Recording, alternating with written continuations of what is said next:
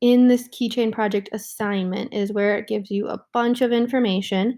So it's really hard to like know how big something is in Tinkercad because you can't actually like put it in your hand and see what that's like. So I give you some size guidelines and just some good rule of thumbs for how big it should be. And they could either be like really flat or more bulky. And I have some pictures underneath. And if your Tinkercad is set to millimeters and not inches, there's a short video that shows you how to bring it to inches if that's easier for you to kind of wrap your mind around how big it is. Hole, like the size for your hole of your keychain, so that it's a good size that you can attach it to things. It's not going to break.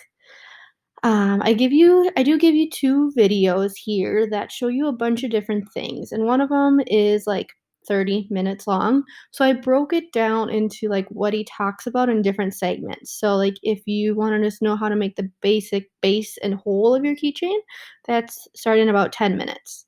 If you want to bring in a different 3D shape from a website called Thingiverse, which has, like, a million different things on Thingiverse, he shows you how to do that at the 13-minute mark. So I kind of break it down to help you so you don't have to watch the whole thing because that's really long. The second video, he at 6:40 uses a different tool in Tinkercad, which is really, really cool on how you can like freehand make your own shapes. So at the 6:40 mark, he shows you how to do that in the second one. I do give you a little rubric here of what I'm kind of looking for, like, it should be original, the size of your keychain should kind of fit those guidelines up above, the keychain hole size, that it's custom, it should be, like, for you. This is, like, one time you actually get to design something fully for you, what you would want. You wouldn't be able to buy in a gift store, things like that.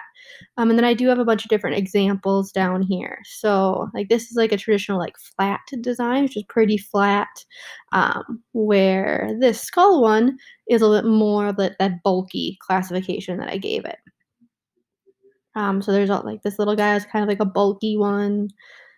This one is one that a student freehanded all on her own. This little diamond one is more of a bulky. So it gives you some different ideas. And that video on how to change the units in Tinkercad is here as well.